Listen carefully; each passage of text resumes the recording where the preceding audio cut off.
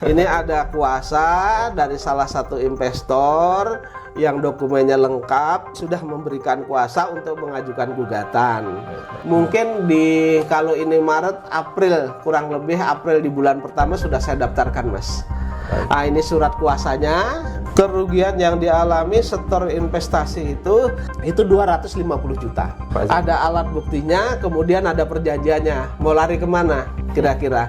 Jadi ini yang bikin perjanjian BMT, ya, kemudian ada perjanjiannya, kemudian ada bukti setornya, ada bukti terimanya. Lo mau lari kemana sekarang?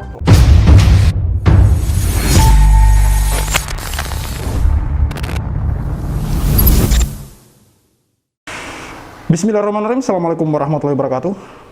Kembali lagi bersama Khalid Al-Walid. Belum selesai kasus-kasus yang lama, kini Yusuf Mansur akan kembali digugat oleh seorang investor yang masih dirahasiakan namanya oleh Pak Zain Mustafa, yang mana kali ini investor yang akan menggugat, insya Allah akan menggugat Yusuf Mansur, memiliki bukti yang kuat dan dokumen yang lengkap untuk nanti sebagai bahan gugatan di pengadilan, teman-teman.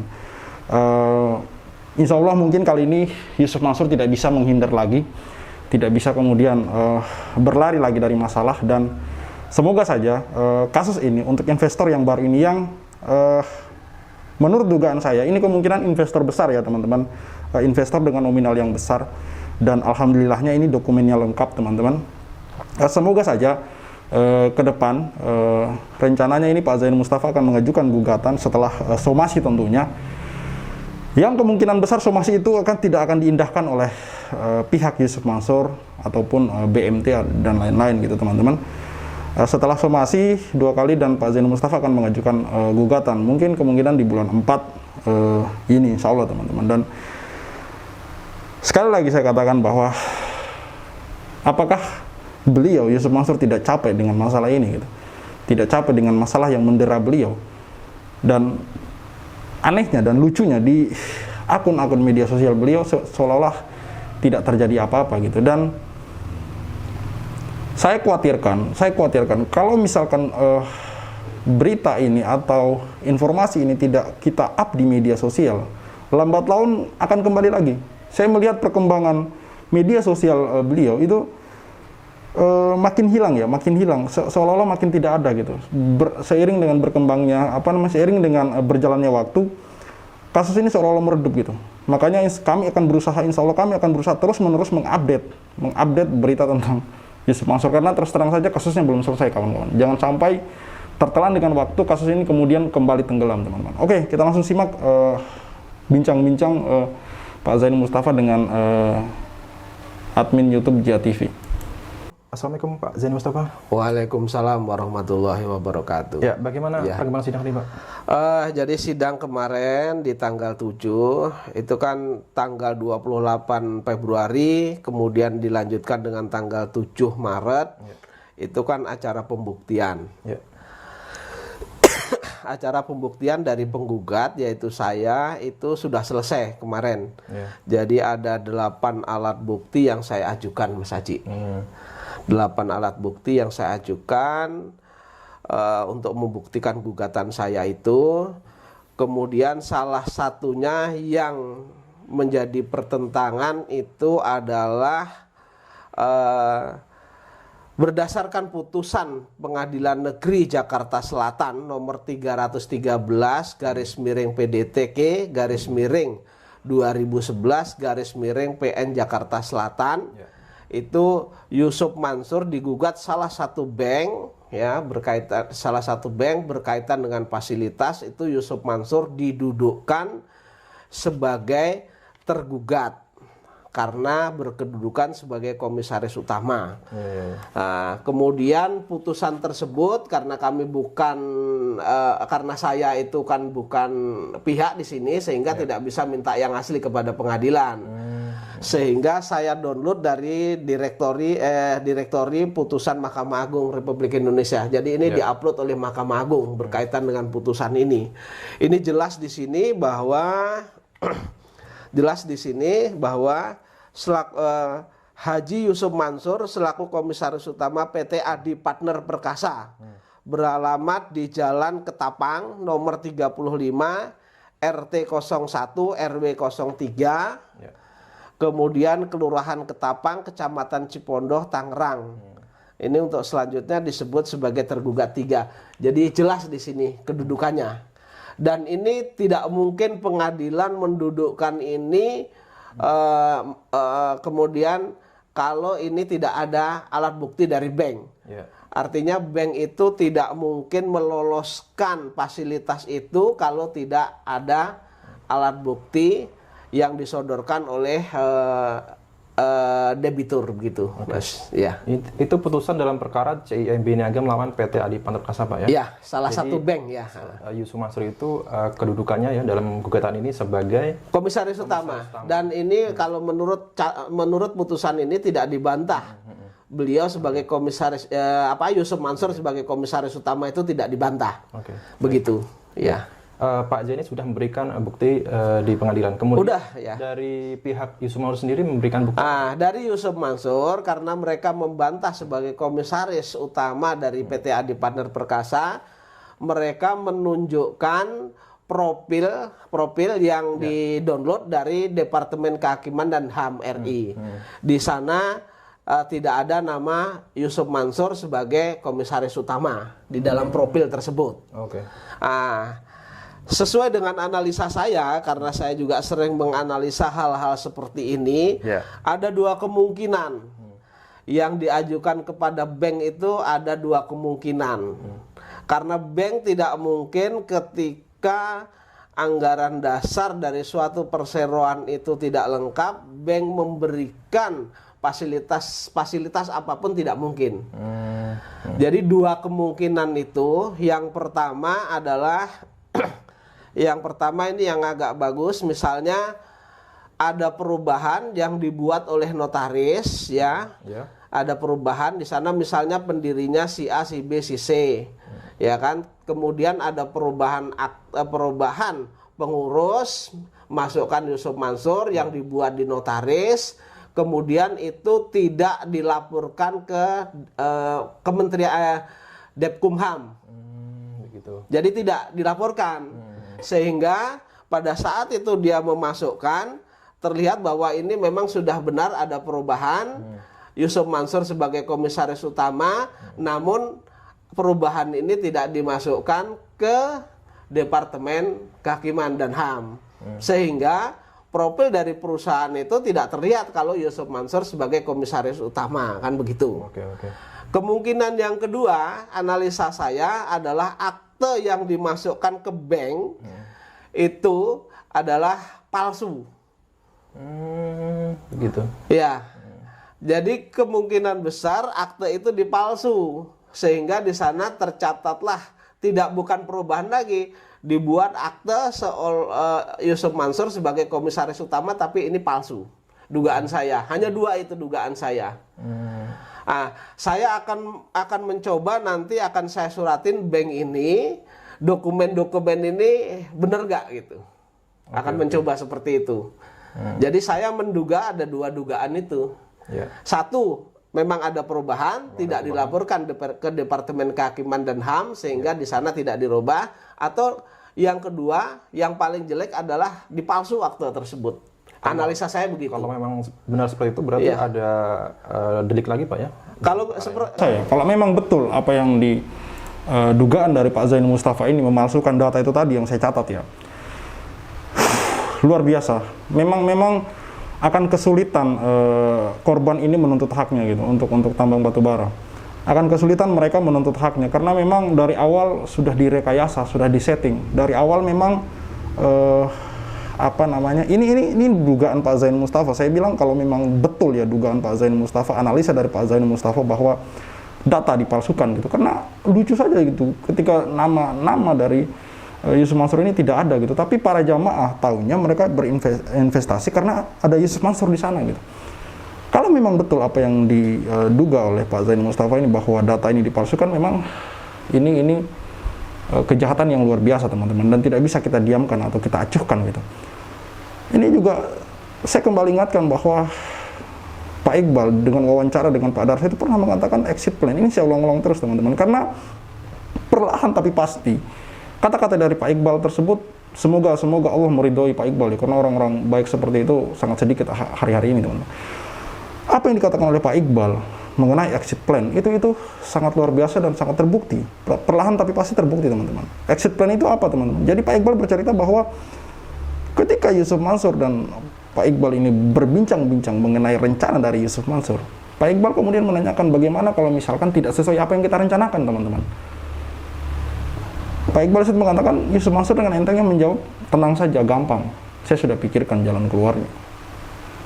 Apakah ini seperti ini yang dimaksud oleh Pak Iqbal? Wallahu alam, hanya Allah yang tahu, dan kita bisa menduga-duga tentunya, teman-teman. Hanya bisa menduga-duga tentunya, teman-teman. Oke, kita lanjut. Kalau misalnya dipalsu tentu ada deliknya lagi. Baik, Pak. Iya. Ini kan ada dua bukti yang saling bertentangan, Pak. Iya. Kalau menurut pandangan Pak Zaini lebih kuat mana nih, Pak? Jadi jadi begini, ini kan tidak diragukan lagi, Mas. Iya. Ini tidak diragukan lagi karena ini kan putusan Pengadilan Negeri Jakarta Selatan. Kebetulan perkara saya itu berada di Jakarta Selatan. Dokumen ini tentu berada di Jakarta Selatan dan bisa dibaca oleh hakim yang mengadili perkara saya. Kemudian di sana itu terlampir satu bendel juga berkaitan dengan bukti-bukti terlampir. Jadi kalau hakim itu hakim mau objektif, ya, mau objektif, tentu hakim juga, karena ini saya ajukan yang dokumennya ada di Pengadilan Negeri Jakarta Selatan, juga mereka harusnya baca itu. Baik. Itu satu. Terus kemudian yang kedua, berkaitan dengan Yusuf Mansur ini mengaku sebagai komisaris utama waktu presentasi di Masjid Darussalam, ya kan? Di sana kan banyak mata yang melihat, Mas. Ya, artinya banyak mata yang melihat, kemudian telinga yang melihat, sehingga nanti akan saya hadirkan di persidangan sebagai saksi, dan banyak yang meminta begitu. Baik. Itu nanti yang akan menjadi pembuktian bahwa Yusuf Mansur itu yang melakukan presentasi tersebut, Pak. Betul. Baik, Pak. Sebelumnya pihak BMT ini juga membantah replik Pak Zaini, ya, membantah menerima setoran dari Pak Zaini. Nah, tentunya agenda kemarin kan pembuktian dari pihak tergugat, Pak. Ini dari BMT gimana, Pak? Dari BMT sendiri kemarin belum siap dengan bukti. Belum siap dengan bukti. Nah, kalau mereka membantah dalil saya bahwa saya pernah setor, tentu mereka seharusnya membuktikan. Siapa yang mendalilkan kan membuktikan nanti, gitu. Tentunya jika pihak BMT ini membantah, tentunya tidak kesulitan juga ya jika memberikan bukti ya. Oh, tidak kesulitan. Tapi faktanya di agenda sidang kemarin itu ternyata ada alasan lain ya, Pak? Iya, ada alasan, katanya belum siap karena yang asli belum ada, baru ada fotokopinya saja katanya. Begitu. Ya. Baik, setelah ini Pak Zaini akan menghadirkan saksi. Kira-kira boleh tahu nggak, Pak, siapa ini yang akan Bapak hadirkan sebagai saksi, Pak? Iya, jadi saksi itu kemarin majelis hakim kan bertanya kepada saya, ketua majelis hakim, kira-kira berapa saksi yang harus dihadirkan, berapa saksi yang akan dihadirkan. Saya bilang karena ini berkaitan dengan umat dan ini korbannya banyak, yang uangnya diterima oleh BMT saja itu ada sekitar, ada catatannya saya.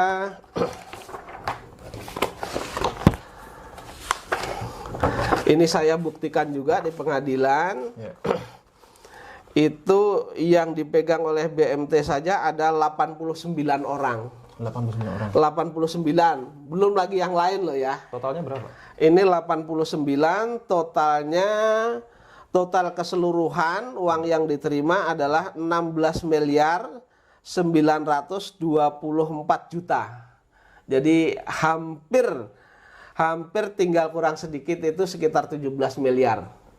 Nah, saya menginginkan kemarin meminta kepada majelis hakim, saya meminta keluasan untuk menghadirkan saksi-saksi ini.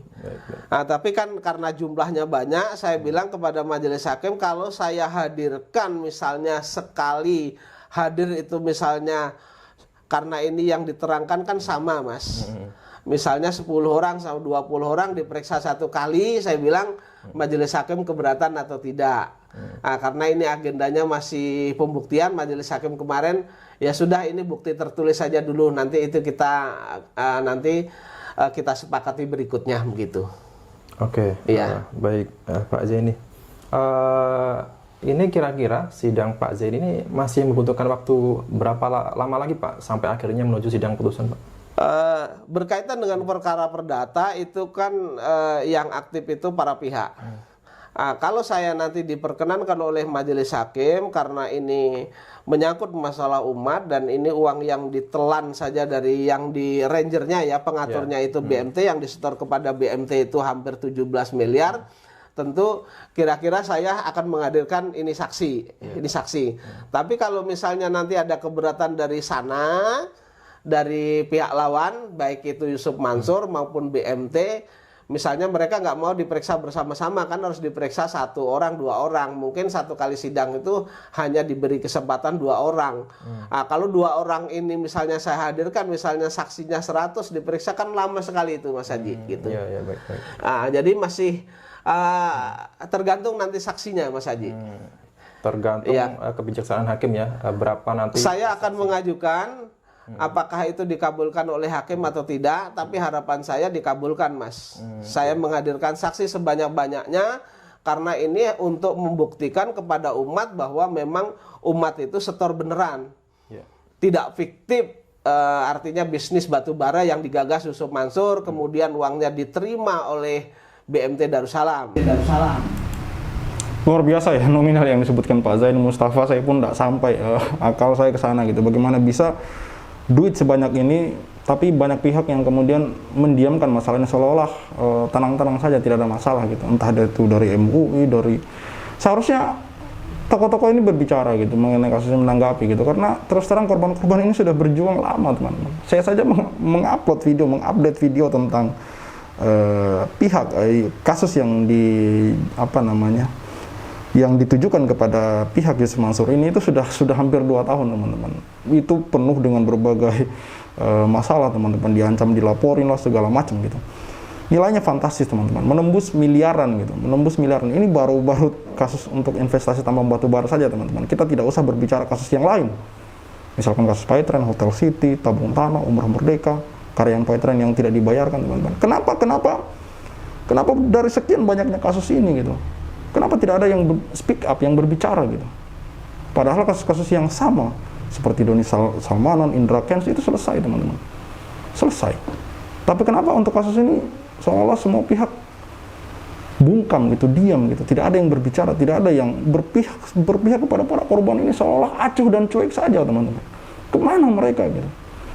Kemana mereka gitu? Ini adalah satu bukti bahwa hari ini sulitnya kita mencari keadilan gitu. Gitu. Coba kita bayangkan kalau misalkan tidak ada orang seperti Pak Zaini Mustafa, Pak Darso Arif, Bang Jia TV ini, kalau nggak ada mereka gitu, mau kemana para korban ini gitu? Perlu teman-teman ketahui bahwa kasus ini bukan kasus kemarin sore ya teman-teman. Ini kasus di mana sudah bertahun-tahun lamanya gitu.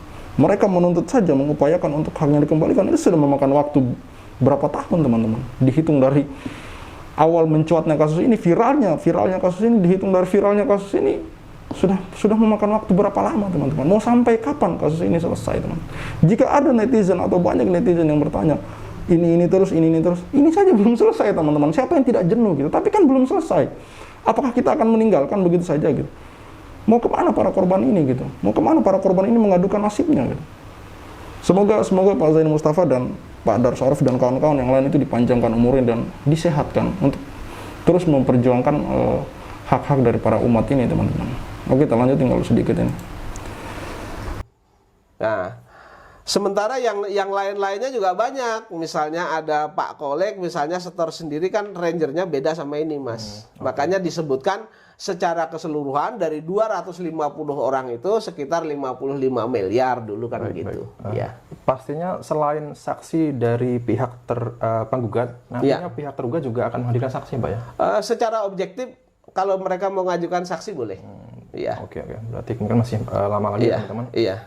Pak Zaini ini kan sudah memakan waktu 1 tahun lebih ya Pak ya. Pastikan juga melelahkan juga Pak, capek juga Pak. Nah, ini setelah semua bukti dan saksi Bapak hadirkan di persidangan, nanti harapannya gimana, Pak? Setelah bukti dan saksi dihadirkan di persidangan, tentu harapan saya hakim harus mengaitkan, hakim harus memberikan putusan yang seadil-adilnya sesuai dengan ketentuan hukum yang berlaku. Dan saya akan semaksimal mungkin membuktikan baik itu bukti tertulis yang didukung oleh keterangan saksi. Dan satu lagi Mas, ini jarang ditempuh oleh orang itu, jarang yang mengajukan sumpah penentu. Jadi saya akan bersurat kepada majelis hakim mengajukan sumpah penentu. Jadi saya tantang Mas. Jadi BMT itu kan tidak mengakui bahwa saya setor ke sana, kemudian Yusuf Mansur tidak terlibat. Nah, nanti kita tantang untuk mengucapkan sumpah ya, sumpah penentu. Kalau mereka mau, ya sudah, saya legolilo misalnya, kalah kan begitu. Tetapi kalau mereka tidak mau, saya akan mengucapkan sumpah itu. Dan sesuai dengan ketentuan hukum, siapa yang berani mengucapkan sumpah itu seharusnya menang. Begitu. Baik. Oke, Pak Zaini, ini kan korbannya banyak, Pak. Investornya banyak. Nah, ini kan yang menggugat sementara ini hanya Pak Zaini Mustafa, ya, Pak? Ya, betul, betul. Ya. Setelah mungkin muncul putusan sidang Pak Zaini, apakah ada kemungkinan investor lain ada yang menggugat, Pak? Sebelum putus juga nanti mungkin sudah diajukan Mas Haji itu. Jadi saya itu sudah menerima kuasa. Oh, begitu Pak ya? Iya. Saya sudah menerima kuasa, tapi namanya nanti dulu ya. Kalau nanti kita ajukan, ini ada kuasa dari salah satu investor yang dokumennya lengkap. Sudah memberikan kuasa untuk mengajukan gugatan. Nah, saya akan mensomasi itu nanti 2 kali. Ketika ini tidak ditanggapi, mungkin kalau ini Maret, April, kurang lebih April di bulan pertama sudah saya daftarkan, Mas. Nah, ini surat kuasanya. Kemudian ini sudah tanda tangan semua. Saya sudah tanda tangan, Pak Sudar sudah tanda tangan, yang memberikan kuasa juga sudah tanda tangan. Terus kemudian somasi ini sudah saya buat, besok saya layangkan Mas Haji. Baik. Iya. Untuk namanya ini masih dirahasiakan teman-teman ya. Iya. Nanti akan disampaikan Pak Zaini di kesempatan selanjutnya. Iya. Ini kalau boleh tahu Pak, ini kerugian yang dialami Pak, yang memberikan kuasa kepada Pak Zaini ini berapa Pak? Kerugian yang dialami setor investasi itu itu 250 juta. 250 Ya. juta. Alat buktinya lengkap. Lengkap Pak ya? Lengkap. Oke. Iya. Oke, Pak Zaini, terima kasih Pak Zaini. Ada alat buktinya, kemudian ada perjanjiannya. Mau lari kemana kira-kira? Jadi ini yang bikin perjanjian BMT, ya, kemudian ada perjanjiannya, kemudian ada bukti setornya, ada bukti terimanya. Lo mau lari kemana sekarang? Kan gitu.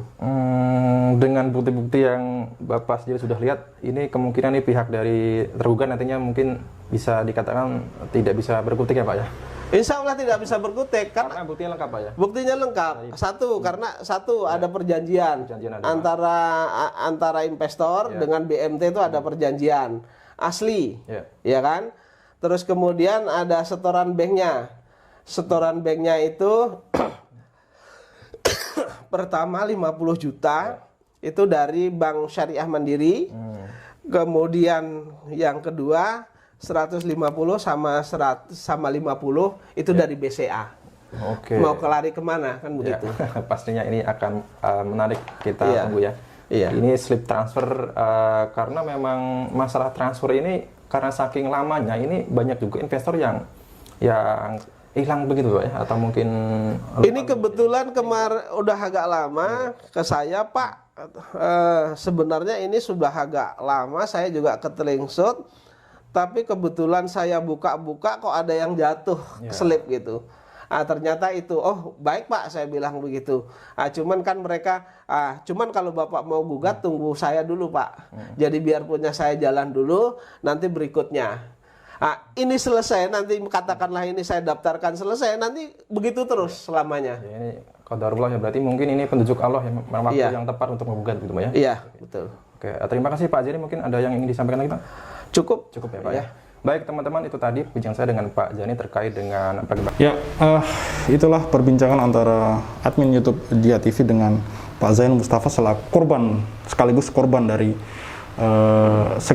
selaku korban sekaligus advokat atau pengacara dari kasus investasi tambang batubara ini, di mana di sana ada nama BMT Darussalam dan pihak Yusuf Mansur gitu, yang mana mereka tidak mengakui kalau terlibat di situ gitu. Kalau tidak ada yang terlibat, terus siapa gitu? Kepada siapa orang-orang ini kemudian menyetorkan duitnya gitu? Dan larinya kemana? Kan aneh teman-teman. Dan seperti yang teman-teman ketahui bersama tadi, Pak Zaini Mustafa mengatakan bahwa ini salah satu korban dari tambang batubara kemudian akan mengajukan gugatan yang juga diwakili oleh Pak Zaini Mustafa selaku kuasa hukum, itu punya bukti keterlibatan BMT, ada perjanjian dengan BMT di sana gitu. Mau mengelak bagaimana lagi? Kalau menurut logika saya, kalau memang salah satu dari korban saja ada menyimpan bukti, harusnya yang lain juga, walaupun bukti-buktinya sudah hilang, kita bisa ini dong, kita bisa mengambil kesimpulan bahwa ya ini nyata gitu, fakta bahwa memang mereka terlibat di sana gitu loh teman-teman.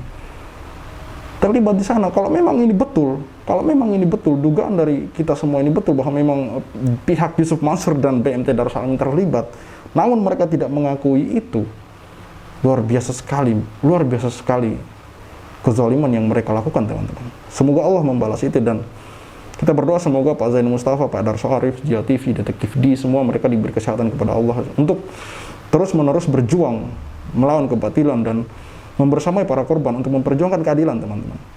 Dan semoga kedepannya kasus ini kemudian terbuka gitu. Tidak mungkin Allah hanya berdiam melihat hal-hal ini. Insya Allah suatu saat Allah akan kemudian membuka gitu. Tergantung dari perjuangan dan niat kita masing-masing teman-teman. Insya Allah suatu saat akan ada hasilnya dari apa yang selama ini teman-teman perjuangkan teman-teman untuk memberi keadilan kepada para korban ini yang mereka dizolimi teman-teman. Banyak yang menangis, banyak yang merasa dirugikan, ada yang jual rumahnya teman-teman.